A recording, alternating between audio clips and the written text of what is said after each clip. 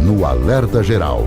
Bate-papo político com os jornalistas Luzenor de Oliveira e Beto Almeida. Vamos abrir a nossa conversa aqui no Bate-Papo Político falando sobre as obras públicas que param no meio do caminho. O governo federal suspende transferências de recursos para obras que estão em andamento na área da educação. Uma dessas obras atingidas com a medida do Ministério da Educação é a Escola Técnica no município de Russas, que tem 60% de serviços concluídos, mas o fluxo de verbas foi suspenso. Agora, as informações com Raquel Tavares. A cidade de Russas, na região do Vale do Jaguaribe, distante 166 quilômetros de Fortaleza, ganhou destaque nesta terça-feira no noticiário nacional por estar entre os 1.369 municípios brasileiros que têm a receber do governo federal o montante de 434 milhões, correspondentes a obras paradas. Os recursos do FNDE, Fundo Nacional de Desenvolvimento da Educação, são destinados à construção de creches e escolas e estão sendo construídas com a contrapartida da União. De acordo com uma reportagem do jornal Folha de São Paulo, os municípios do Ceará concentram 11% dos valores em atraso do FNDE. Segundo ainda a reportagem, em 2021, as cidades cearenses receberam apenas 7% de tudo que foi pago no âmbito do PAR, Plano de Ações Articuladas, mecanismo de transferências do fundo. A reportagem cita como consequência da retenção do dinheiro pelo governo federal a obra de uma escola técnica no município. A obra está empancada. Com 62% da execução, a prefeitura tem a receber do FNDE 2,3 milhões de reais. Os dados do FNDE obtidos pelo jornal Folha de São Paulo mostram que não há restrições burocráticas para os municípios receberem o dinheiro, mas há casos, como o de Russas, no Ceará, e o Campo Largo do Piauí, no Piauí, que o governo simplesmente cancelou o empenho referente às transferências de obras inacabadas. Não há previsão para a liberação das verbas. Com informações dos bastidores políticos, Raquel Tavares. Sobre esse assunto, o jornalista Beto Almeida, as obras paradas geram prejuízos aos cofres públicos, frustram moradores de comunidades dos municípios do Ceará, exemplo do que acontece em outras cidades brasileiras, porque as obras não são concluídas e as escolas, creches fazem falta à população, principalmente à população mais pobre. E ainda sobre os recursos do FNDE, Fundo Nacional de Desenvolvimento da Educação, o jornal Folha de São Paulo dá sequência hoje a uma série de reportagens sobre o destino das verbas da área da educação, principalmente o dinheiro que está chegando por meio das emendas parlamentares ao chamado orçamento secreto. E o Ceará tem sido bem contemplado com esses recursos. O dinheiro do orçamento secreto com verbas do Fundo Nacional do Desenvolvimento da Educação, FNDE, irriga os cofres das prefeituras do Ceará por meio das emendas parlamentares. São pelo menos 18 milhões de reais liberados e mais 32 milhões de reais que estão empenhados para transferência a qualquer momento para os municípios. O FNDE é alvo de denúncias de irregularidades que estão sendo apuradas no Senado e que entraram na mira da CGU, Controladoria Geral da União, da Polícia Federal e do Ministério Público Federal. Jornalista Beto Almeida, 18 milhões de reais já chegaram aos municípios do Ceará por meio dessas emendas parlamentares ao orçamento secreto entre 1º de janeiro e 15 de abril deste ano. E mais 32 milhões de reais estão a caminho, ou seja, ao todo serão pelo menos aí 40, 50 milhões de reais somente nessa área da educação do FNDE.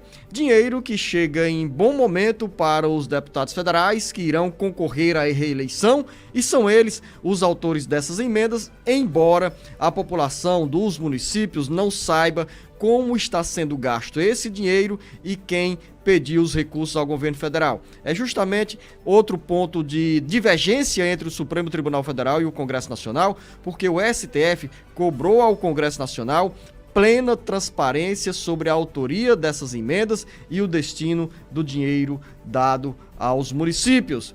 Jornalista Beto Almeida, bom dia! Beto Almeida, a análise política com credibilidade e isenção.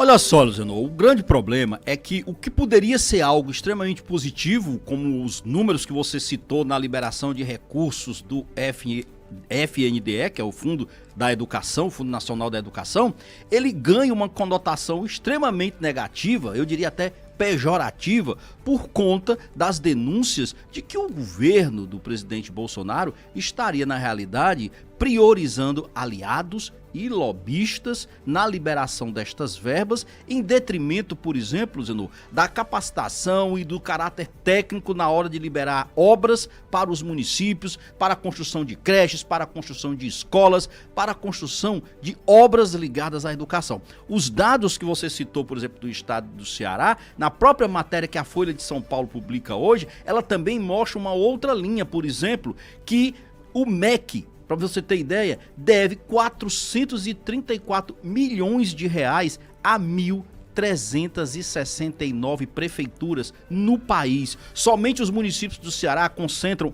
11% do montante em atraso do FNDE, Luziano. Então, assim, o problema é a falta de transparência com a questão do chamado orçamento secreto. Quais são os critérios que foram adotados, que continuam sendo adotados para a liberação desses recursos, onde essas obras, os recursos estão sendo definitivamente aplicados e, principalmente, por que o estado do Ceará ainda tem tantas obras para creches, escolas e outros investimentos em educação literalmente travados. O questionamento, jornalista Beto Almeida, é justamente esse. Por quais razões o governo federal não dá sequência à construção de obras importantes, como creches e escolas que já estão em andamento e que já receberam aporte de verbas da União, enquanto decide liberar esse dinheiro do chamado orçamento secreto? Esse é o questionamento. E o outro ponto, quando você diz assim, o presidente está privilegiando os aliados, essa é a cultura da política brasileira. Sempre foi assim e continuará sendo assim. É difícil mudar?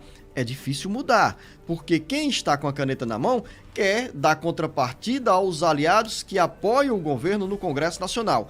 O que se questiona aqui é como o dinheiro chega aos municípios, se pela metade ou com menos valores que deveriam realmente chegar para beneficiar a população. Esse é o ponto de interrogação. Ou se tem superfaturamento na aquisição de obras e serviços. Eu concordo com você, você faz uma análise aí, Luciano, que você tem razão. Eu até não critico o fato de que o governo priorize e trabalhe com aliados. O governo tem que trabalhar com aliados, eu concordo.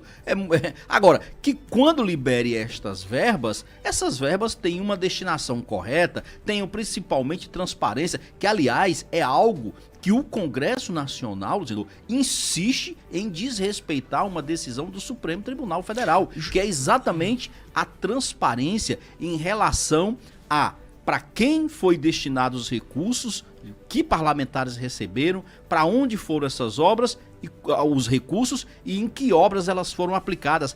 Essas informações, elas efetivamente ainda continuam sobre um manto, ainda continuam sobre um sigilo. O presidente da Câmara, o deputado Arthur Lira, eu vi uma entrevista dele, inclusive hoje pela manhã, ele dizendo o seguinte, olha, que se critica o orçamento secreto, mas em qualquer país do mundo, quem elabora o orçamento é o Congresso Nacional. De fato, é o Congresso Nacional. Eu acho que são os parlamentos que têm essa responsabilidade de elaborar um orçamento que esteja adequado às necessidades de cada estado, de cada nação. Agora, é diferente aqui porque exatamente a falta de transparência, a escolha de investimentos, o travamento de obras que já estão aí paradas pioram enquanto o dinheiro continua sendo liberado e ninguém sabe para onde. Sempre o que é secreto, é feito às escondidas, tende a ganhar mais visibilidade, principalmente na política.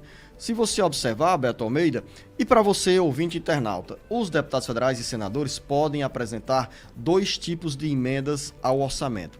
As emendas tradicionais, que são as chamadas emendas impositivas. Cada parlamentar, seja deputado federal ou senador, pediu para o orçamento de 2022 uma verba individual de 17 milhões, quase 17 milhões de reais para obras. Isso são as emendas impositivas que têm total transparência.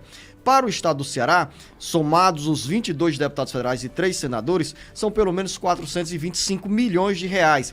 Estranhamente, até esse momento, nós não temos informações sobre o volume de dinheiro liberado por meio dessas emendas impositivas, que obrigatoriamente são impositivas porque obrigatoriamente são liberadas, atendidas pela União.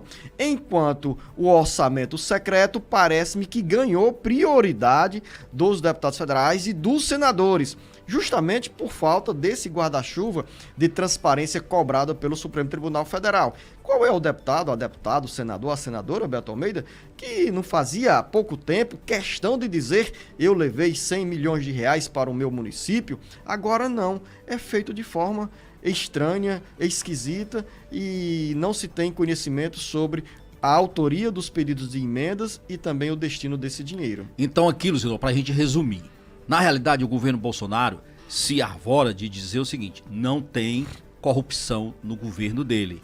Que, por exemplo, mesmo as denúncias que chegam, mas não chegou, por exemplo, a licitação a ser feita. Seja como for, o que nós temos acompanhado e visto é o FNDE, que é o Fundo de Educação, está no centro das suspeitas de corrupção do MEC. Um governo que preza pela transparência e principalmente pelo combate à corrupção tem que dar o exemplo também nessa parte. Então, investiga, põe a limpo, traz a história para colocar exatamente a verdade, se sobrepondo a coisa que chama da narrativa. Se é a narrativa que está prevalecendo hoje de corrupção, o governo tem em mãos o poder de desmontar essa narrativa e mostrar o que de fato está acontecendo. É isso. E estimular a investigação, independente de quem esteja no poder, independente de quem esteja na oposição. E daqui a